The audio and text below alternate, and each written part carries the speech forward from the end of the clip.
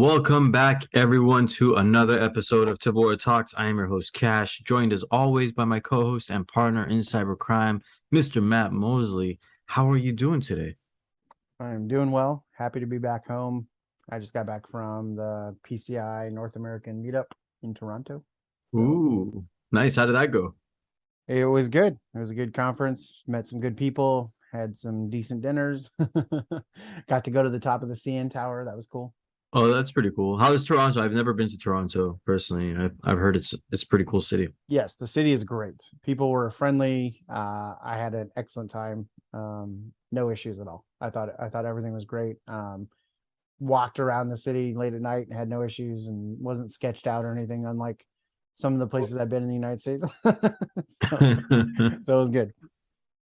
How was the greeting at the airport? I remember I went to Alberta, my experience with Canada, and I got there and they're like, "Welcome to Canada." I'm like, "Oh, this is nice and friendly." It was all business, I would say. Nobody was like overly friendly. They were courteous. But yeah, definitely like the security and the customs and stuff is, they're not there to make friends. So. They're on it. Okay, got it. Well, speaking of making friends, this is a cool new hack.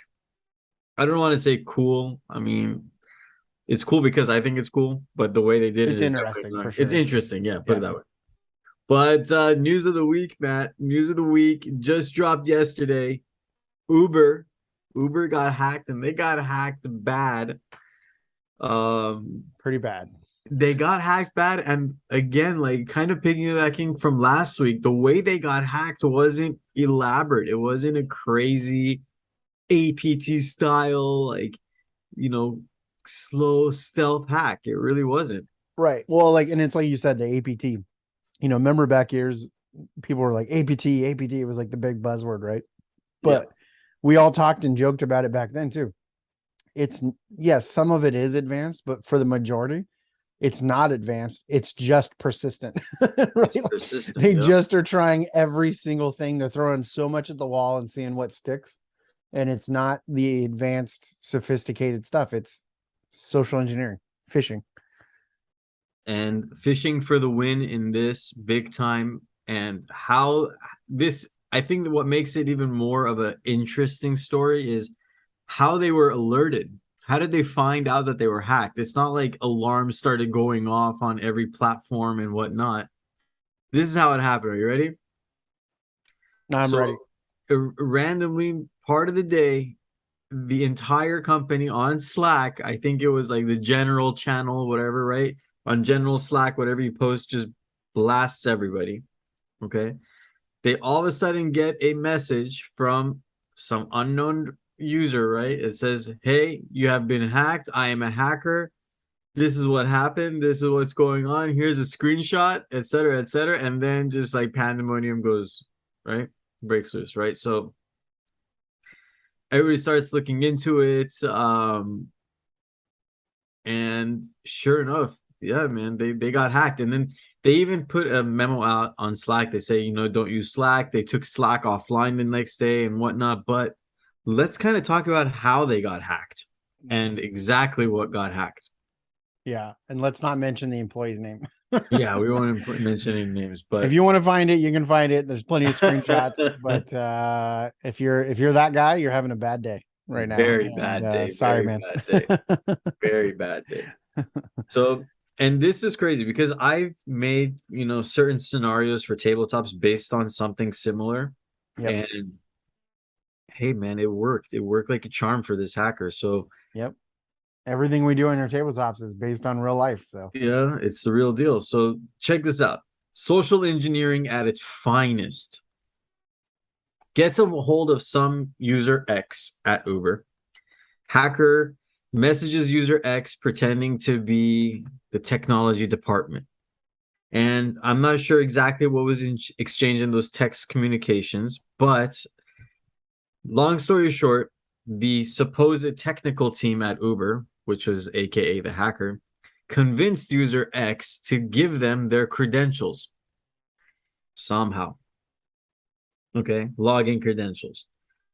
Once they got the login credentials, this guy hopped on the system, what I always put in my tabletop is say, oh, there's a VPN here. How convenient. Gets on the VPN, uses the same credentials, authenticates, all good. All of a sudden, in the system, right? Now you're possibly thinking, okay, Cash, well, they have VPN, not a big deal. They can only get access to certain resources or, whatever that user is cleared for, right? Something like that. But what does the attacker do? Once they get on the VPN, are you ready for this? I also put this in my scenarios. They do a little scan to see, hey, what else is there on this same system? Like, what else can I compromise potentially? Right? So far, so good. Yep. They find a network share. Okay. Big, easy. They put in the address for the network share. They connect to it. And then this is where it gets great. On the network share, the hacker finds a bunch of different PowerShell scripts. Okay. One of the PowerShell scripts contains the username and password for one of the admin users, right? Getting this information, then they're pretty much able to access everything. And what did they access? They accessed a lot of, the secret services, right? Like all the Duo, Onelogin. They got into their AWS. They got into GSuite. They got into everything pretty much, right? So, and yeah, I guess what do you do if you're Uber, right? If you notice, you're like, uh-oh. So that's it. I mean, what do you do at that point, right? And like this actually makes me want to write up a plan for Tevora, the place we work, because what do you do when an attacker gets into your security controls, gets into your two-factor, all right, your Duo, your Okta? Like you have to burn it all down and start over. Do you not? Like, what else do you do? I don't know. I mean, Because you can't just you can, reset everything. You got to go through and clean it out, make sure there's no additional users set up that you didn't authorize. You right, got to right. verify that all the users in there work for the company. I mean, it's nasty. Like that's a lot of work. It's a lot of work. I mean, like a company, maybe less than a few hundred users. Okay, it's doable. We can sit there, sign a couple of guys, audit every single account. Where did they log in from? Is that normal? Is, any, passwords been reset? Is there any new account that's been created recently? Okay. But when you're a company the size of Uber, I'm sure you have more than a few hundred users, especially in your, authentication platforms. That audit is not going to be as simple. Exactly. It's not going to be as simple. And are you going to waste more time doing that than just rebuilding, right? Importing. What did they have? Okta or They have Duo, one login. Duo? Oh, and one login. Uh, I mean, yeah, I guess I would have to figure out because they have Google Workspace, right, for their email. We know that from the details of the hack. But they do have a domain controller because they had the guy got domain admin access. So I guess whatever way you could look and map your domain controller to your HR systems for who works there would be the first step. Because usually those are linked together for onboarding new employees and stuff. But man, dude, going through and having to remove. I mean, this guy has screenshots of Sentinel-1. He's got Oh, screenshots of their virtual machines, oh their man. AWS console, Duo. Like you have to go through and remove or review at the very least, every user that's on there and what permissions they have. Oh And yeah, in my opinion, it's just better everything. just to burn it down. They Just have to set it up rebuild new. a lot of stuff. I think they have to reset, in my opinion, they have to reconnect all these apps, hopefully get new API keys and all that good stuff. It's like a full rebuild. Like Yeah. it's like some company calls you, say, hey, I have 12,000 employees. I need to start Monday, Yep. Yeah, exactly. get everything working. Because So apparently this is something I maybe kind of overlooked or left out. So the admin user who they found the credentials in the script file, right? That user's admin information was connected to Thycotic PAM. Thycotic is a service, and PAM is like a secret server, right? For privileged access management. Yeah. So that's it. They got into like the Yeah. master hub that has all these like privileged accounts Yeah. and Which is why you should credentials. never hard code credentials, Oh my God. especially And even in super the sensitive script, credentials like that. and it's in a script file on a network share, which apparently anybody has access to. Yeah. Because I don't think from the report, the user who was initially compromised through social engineering, from what I understand, was a just standard employee. It wasn't a, admin employee or anything like that. So Oh, really? from what I've And read then they so just far, elevated their privileges through that script, through the credentials. yeah, because they just jumped on the network show, like, oh, cool, there's a network show. Let's see what's in here. Oh, there's a script. Oh, great. Oh, it was the username and password for Thycotic. Yes, it was an Oh, admin. so it's an admin on the Thycotic privileged access management platform. Correct, Okay. correct. So And that then was that in the pretty much script. gave him the keys to the castle. Yup, keys to the kingdom, hitting in plain text in a script file on a network share, which everybody apparently has access to. Got it. I'll be honest, I found that before, back in my days of pen testing. So you're doing the CISSP, and I know a few people that have done it, and I myself have done it. In there, they teach you about the Caesar cipher, Yeah, which is Caesar. something that Yep. you see like in kids' children puzzle books, right? Yeah, it's like a rot 3 or something like that, Right, right? exactly. Yeah. Exactly. Yeah, you just move the letters over and you're done. So, yeah, I was on a pen test, and for me, I felt like it was kind of like finding like a unicorn, right? Cuz I was something I never thought I would find in real life, and here was this script that was basically used to onboard systems into the domain controller, and it had a domain admin credentials, and it was rot 13 Caesar cipher. And I honestly I looked at it and I figured out the password in my head. That's how easy it was. And then from there I had domain admin credentials for the rest of the day while I was on that internal pen test. That's So wild, man. yeah. And that happened in 2013. So this, I mean, not that it's a technique or a tactic, but I mean, this has been happening for at least a decade, like, Yeah, like that's crazy, we man. have we have things in place. We have security best practices that say you shouldn't do this. And another example, right, over the time that we should not be doing hard coded credentials. I, Yeah, purely. I And don't know why people still do it. if anything, at least I don't know, put that maybe on a, if you had to, not saying anybody should, but maybe on a thumb drive, put it on your keychain to whoever needs that file. Don't put it in like a share folder drive that anybody can access. I Or don't know. lock down privileges on that folder, right? Something, at least something. I worked at a Make major manufacturing company that had that problem with privileges and access.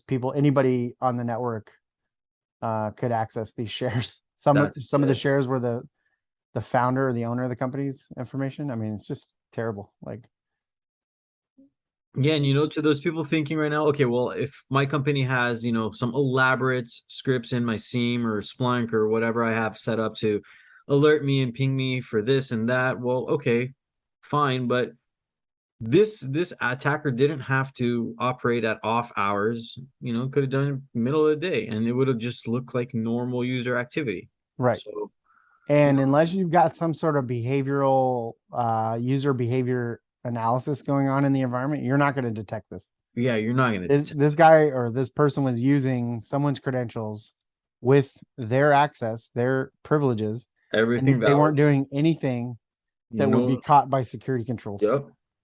No random, obfuscated shell script, nothing Yep. launching off, no It's super scary, Russian-based man. IPs, none of This that. is like the nightmare scenario for an incident response team. Ultra nightmare Yeah. scenario. Yeah. This is not, I hope this never, knock on wood, that this never happens for us. Or anybody, honestly. I mean, Yeah. I would not want to get a phone call on our IR hotline for something like this because Yeah. what do I say? Okay, yeah, there's no attacker. It's funny Really, though, like, I mean, there this, is, but there isn't. it's multiple environments where you see this happen. And even though there's best practices and even compliance frameworks that, outline you shouldn't be doing this, like humans just by nature do this stuff, right? It reminds me of this kind of off topic for security, but it is related to locks and keys. There was an archaeologist who was doing like a AMA on Reddit, and it was one of the best AMAs I've ever read, by the way. And I can't remember his name now, but one of the questions was, what is something that you found during your archaeological digs that connects the past to the present? And he said he was doing a dig in Egypt and found a door to like an old, just some person's home, and there was a rug in front of the door, right, like a doormat, and under the rug was a key Oh for the God, hut.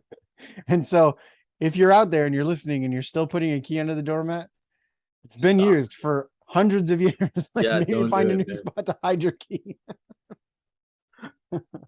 So pretty I good. love seeing that in movies, right? The guy goes and he's like, oh, look, here's a key. But I mean, I Uber actually, isn't. for those listening, I actually have a fake key under my doormat. Oh, like a diverting. Yeah. That's great. Doesn't work on any doors in my house, but That's it's just there for perfect. fun. That's great, man. It's like no, I like that. That's a good strategy. Throw them I off. like that.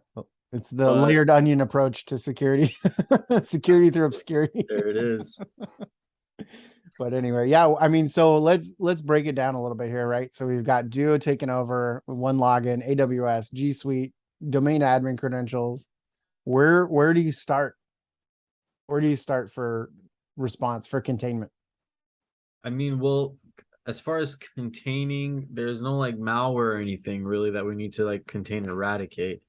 It's just we have our everything is just based off of Yeah, but you got credential to contain access. the guy's access Yeah, exactly. or person's Credential access. access. Yeah. So I mean, I would for sure, if 2FA is not mandatory on some of this stuff or whatever the Yeah, rules but they're in are, Duo. they're in 2.0, you're right. So I mean that should be okay. But then again, if the guy has admin creds to Duo, he can go and reset all MFA, do a master reset, or I don't know, man. Regardless, is a I is a think big you can't it's a do big that problem. though until you've made sure all credentials and logins and accounts are associated with actual Uber employees. Yeah, 100%. I agree. Yeah. So So I think yeah, what I would do is first you probably have to do start the with audit. just cutting off the internet. Like, sorry, remote workers, you can't work for a day or two while we go through and clean this up. Right? Like you have to cut off the hackers access. Yeah, you have to cut off everybody essentially. I mean, I Right. don't know. And Definitely then VPN. yeah, cut it all off. Then go through, make sure validate all Uber accounts are actual Real. employees with cell phones, and then reset passwords and make sure that that stuff is communicated to them side channel, not using company email or Slack or anything like that, because that's all been compromised. Hmm. Right. And then lock down the VPN and make sure it's only authorized users from authorized regions. Man, it's, dude, what a nightmare. And then go through, and once you have that list, clean out Duo, re-onboard everybody or whatever, however that works for Duo, and then get all that set up, get multi-factor set up, maybe do like a guinea pig test user bed and see the VPN, see how it's working, and then like bring on business units one by one. So at least operations can stay up and running, like the lights stay on, and then start working on critical systems, right? I think users getting access is critical first, but there's definitely going to be critical applications and systems that they need to use. So I think to kind of help out the, start point, they can at least if they're able to identify when that, you know, hacker possibly connected to the VPN initially. That's at least gives like a start point. And then maybe in Duo or all these other ones, you can go from that day forward. See, how what's been modified recently, any passwords been updated, any Yeah, you could new do that. user accounts, kind of just try to funnel down the number of people to start looking into, and then maybe give those priority, then start trickling it out. But I I think think that's a good idea. I think regardless, that's even a better idea, right? Because you're triaging immediately, you're stopping the bleeding, yeah, right? And then you could slowly work and start re-onboarding different business units. exactly, yeah. Um, but but yeah, that's good. Sorry, I didn't mean to interrupt you. I was just telling you it was good. Thank you, thank you. That's why I get paid the big bucks. But yeah, and then I mean, you got to go through AWS and make sure there's not been anything Touched, and touched, there's a lot. added, modified. Dude, it's And that really goes back whew. to how well their logging is set up. I mean, how many investigations have we jumped on where they explain to us that the world has crumbled, but then trying to find the source, they say, oh, that we never got around to setting up the logging completely into our scene properly for that. So logs only go back 12 hours. Say, all right, well, that's nice. I can kind of hypothesize, but Right. Well, I good think luck. we just identified the annual tabletop for Tevora. Yeah, there you go. One of our interns Yep. gave Ray, our CEO, text you at 10 p.m. and asks for your, login credentials. What do you do? Give it to him. Question somebody, right? Something. Yeah. But this is definitely something that I want to, you know, we'll work on. Test the We world gotta on. we gotta come up with a strategy ahead of time because this, I mean, it's not that I haven't thought about it, but it's yeah, it's just one of those things that it's like literally the worst case scenario. I think that's And while we actually do that a great. lot, it's like I just, it's one of those things you don't think is gonna happen, but it could. What were you saying? No, to your point, I think that's like a great test, not just for us to implement, but I think any company, because the typical test that the InfoSec team rolls out is sending like a very well crafted email to see how many people may engage with it in your company without doing their general checks. What's the URL? What is it? Am I clicking on something good? Yes, no, etc. But what if you did the same thing and text blast everybody in the company asking them for your creds and see who actually responds and you know I mean, that hey, happens via email, but yeah, not text. But I yeah, wouldn't that's what I'm saying. It's put it past. typically very via email, but this guy who hacked Uber didn't send a phishing email. He texts the guy. Say, hey, this is your IT department. I need to do something on your account. Can you give me your creds? In a nutshell, more or less. Yeah. No, no mail system's gonna catch that. There's no proof point or abnormal security to filter out the email based on trigger words and whatnot. So Armor this is, blocks, they have, I mean, everybody says they have AI, but they have what they say is like it looks at the user's behavior and who they usually communicate with and stuff like that. but that's Um, still email based, right? that's email, yeah, yeah, not Yeah, text. yeah. But This yeah, I is was a just new saying that attack might, vector. because you said there's no abnormal, but maybe that No, that's that's what I'm just, saying. but Like that's just one avenue, right? Like one avenue of attack. yeah, but how do you protect against your just users accidentally or in their world they were thinking they were sending creds for a good reason? So that's interesting too. That's an interesting discussion is how do you protect text messages from your employees, right? Yeah. What do you do Because there? you don't manage your mobile devices. We don't. I know some companies provide cell phones to people, and then from there you can have mobile device management, whatever. But yeah, in order to protect the company, you'd have to do devices for people and then have mobile device management that allows you to see text messages. Yeah. And those people are going to have to carry around two phones, right? A personal and so a company I worked for did that. And I had to carry around two phones because I had one phone for work, one phone for personal. And my work phone was scrutinized by the company. So I made sure I didn't do anything personal on there. But it's definitely an invasion of privacy. And I know it's a work phone, but man, um, maybe I want to shoot the shit with you and bullshit about someone at work. Like you can't do that when they're reading your text messages, you know. Yeah. So it's that's another interesting thing. I wonder if people have tried to come up with and maybe there is some tools for texting that protect from links and all that stuff, but I wonder if they've tried and they're like, you know, we can't do it because people don't want to let us look at their nudes or whatever they're sending in text message. Yeah, I wouldn't put any let a company access my personal device. That's for sure. Oh yeah, that was one of the That's reasons I enough. left that company.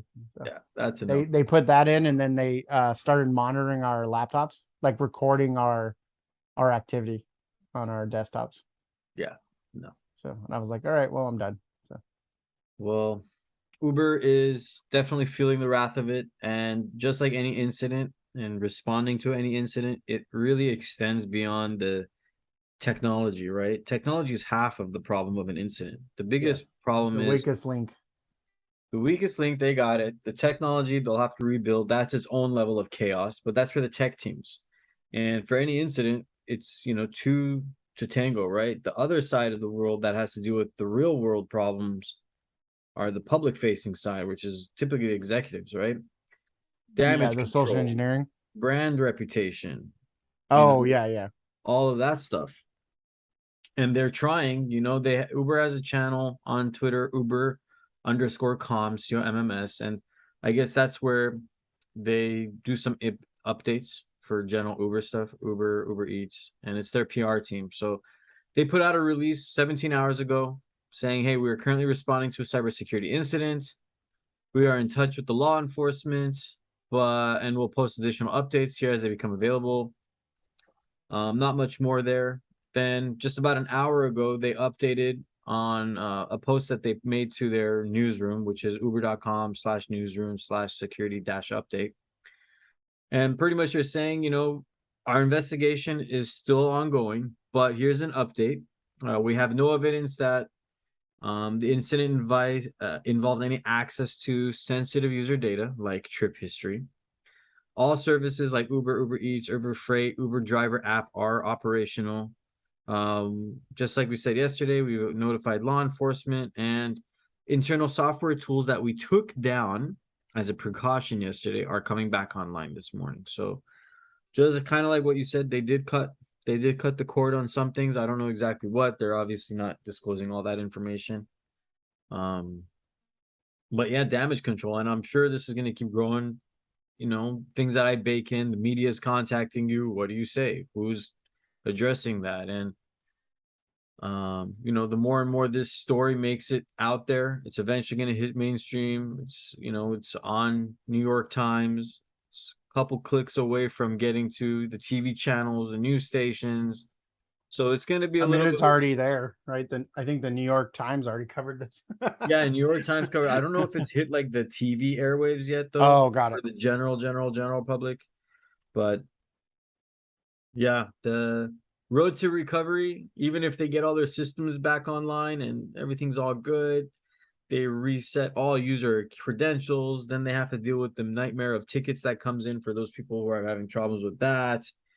And yeah, you still got to deal with the backlash from the public and Yep. the media. And once So again, humans are the weakest link. humans are the weakest link. You can have the greatest security controls in place. Humans are the weakest link. But so far, something that is happening that my tabletop scenarios always do the opposite of. I always say, this has happened. It hit the public and your stock price has crashed. Not these guys. Their stock price has not crashed as a cause of this. Today it's only down about 3%. But that's just, I think, standard trading stuff. But who knows? Who knows? We'll see where this kind of leads. It's only been less than a day since this fabulous news has hit the airwaves, hit the world. And to this hacker who apparently claims to be a teenager, I guess kudos in a way where you did the least amount of creative way to hack somebody and you got into everywhere. So Yeah. but it doesn't always take the best. Like we said earlier, Yeah. he doesn't have to be the best type of hack to get in. So This is like, have you seen in movies where, a group of bandits, they show up to some door and they're all trying to think about how to like climb the wall or go around and, create some devices to get over the wall. And then some guy at the end, he just goes up and he turns the doorknob and it's like, oh guys, it's already open. that's exactly what I was thinking. Yes, yes, That's exactly what happened yeah. here. That's how Ray used to describe me to people. Because when I did pen testing, like I would get in like the weirdest ways, but it was like the easiest ways. But yeah. Anyway, it's definitely comical, I guess. That piece, not the whole hack, but just the fact that it was so easy. It's sad. Security awareness training, people. Security awareness. Training for Although sure. there's statistics and reports say that doesn't even improve anything hardly. So it doesn't really move the needle very much. Especially if it's a well crafted, right? Like if it's believable. So I feel like there are some like, tools or some rules or something that you can put in place to, you know, um, prevent something like this kind of. I don't know how Duo or, Onelogin has the ability to do this. I don't deal with those on a daily, but, just kind of the same way if you use your credit card typically in like Los Angeles and all of a sudden I get on a plane and I go to, I don't know, country X, I scan my card, 90% of the time it gets declined until I yep. got to call the back bank and say, "Oh yeah, that is me. I'm actually in a new country. I'm going to be here for 5 days." Then they'll open it up so I can start using my card freely. So maybe something like that, just like you said, some AI or some intelligence or something. If user X is always signing in from location Y, maybe do kind of some static location assignment based on IP. If a new IP registers on first attempt, just deny and have that person have to call into their security team and say, "Oh yeah, I'm at a new location," and have them verify it somehow, then let you authenticate. Yep. I mean, easier said than done. I don't know how that plays out on the back end, but I feel like whatever that effort is going to be a lot less than having to deal with this big of a disaster. Yep. So that's my 2 cents. That's all I got. No, I agree with you. It's been going on for years, right? Like this stuff, it's the same tactics, just evolved with new technology, right? And even texting and email is not new technology for us anymore. But if you look back at some of the greatest con men in history, they use the same tactics. It's just evolved, right? Like Victor Lustig, which we can talk about another time, but he was the one that sold the Eiffel Tower 3 times. That's so funny. And then went on to con Al Capone, which is where he messed up. So, but anyway, yeah, it's the same tactics, man. It is. I mean, I think to Uber's, like I would say, lucky part of it is possibly they're just kind of lucky that this hacker happened to just be a kid. And and acknowledged it, right? Like let it known, hey, you guys have been hacked. Because I don't know how long they would have gone without knowing. not only acknowledged it and just a kid kind of was just having fun, right? Goes into Slack, just blasts everybody. But if this was like a real deal hacker group, they would kind of live low, right? Lay low for as long as possible, Absolutely. extract as much as stuff as they can, compromise everything to the point where they can, and not even tell them. The only If way they this would was a probably, ransomware gang oh, way, with this much access, way different, way different. I mean, There's this quote from one of these researchers and tells it, and New York Times says, "It seems like there may be this kid who got into Uber and doesn't know what to do with it, but is just having the time of his life." And I feel like that's so true. yeah. I mean, he It's, could have sold this access on the black market for are who knows you how much. kidding? So, Imagine on the black market, put a thing of, "Hey, I have access to Uber's Duo, Onelogin, AWS, GSuite. What do you need?" I got I got it all. yeah. I got creds. You don't have to do any weird scripts, nothing. I mean, you're a ransomware group that makes millions. The ROI on this right? They'd Oh easily my drop God. 100K, Oh yeah, if for not more. sure. For sure. So For sure. So it's crazy, man. to this kid, dude, kudos on your social engineering. I mean, And well done, find man. a country that doesn't extradite. Yeah, I mean, go find Snowden, have Yeah. some lunch with him, I guess. But good luck. You're probably gonna get caught and pinched really bad, so be prepared. Yep. Hopefully they'll go light Uber, on you. Uber's tech team, my man, I feel for y'all. I don't know where to start. I kind of do, but you still got a lot of work ahead of you. I'm pretty sure they're having a war room bridge right now, yelling at each other somewhere, or somebody's yelling at somebody. I'm sure. I mean, but who do you yell at other than the employee that fell for victim to the social engineering, right? Because the security controls in place, they're doing their job. This guy or person got in legitimately, right? Like using real creds. So Yeah, nothing failed. nothing failed. It just depends how well their rule system is for alerts. Yeah. Obviously, I mean, the script with the creds is probably not great. that's not great. No, that's a Uh, bad move that for definitely sure. would be someone would be let go for that, I think. Scripts there, giving any employee access to file share, the user access File controls shares. Yep. obviously off a little bit. So if you're looking for a job in cybersecurity, probably going to be a few available at Yeah, Uber. sorry to say to those, but that's the reality of the thing, right? Somebody's got to pay the consequences. And So if you're Uber looking for a job, let us know.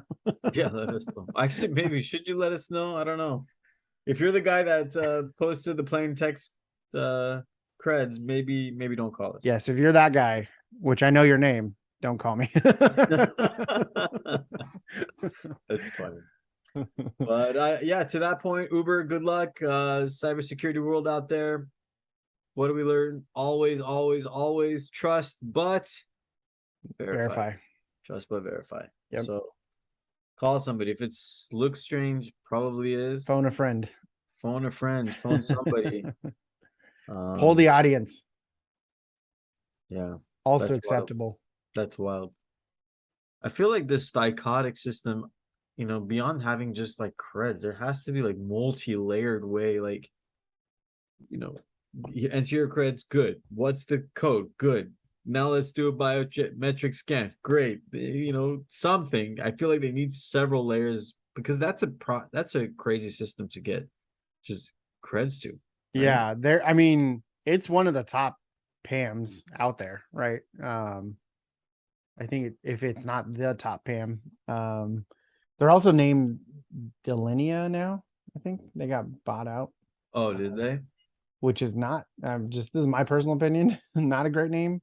But Thycotic wasn't great either. Yeah, So. Thycotic. It But sounds like anyway, yeah, it'll be interesting to see how they respond. If they respond, because I would like to know, like, was it configured correctly, or was it on Uber's part, or did it do what it was supposed to do by design, right? Like that person got admins and there's no alerts being done. Like I'll give you an example without hopefully giving too much secrets away, but anytime there's changes made on our systems, all admins are notified, right? yeah, Like if an right. That's admin how it makes should an be. Of if course. an admin makes a change, we all get notified, and that's great because then we can scrutinize other people's actions. And there's not many modifications that get made anyways from admins on certain systems. So if we see something, we all get alerted, and then we can all look at it and figure out, okay, Cache was updating a configuration or something, right? Or Cache asked for a report to be generated. Okay, Yep. that's fine. Something. So Something. yeah. I guess the takeaway is there just have some alert somewhere for something every time somebody does something. So, Right. but yeah, good luck to you Uber fans out there. You'll still be able to get your rides apparently. Uber people that work at I can't talk. Uber. Okay, I'm back.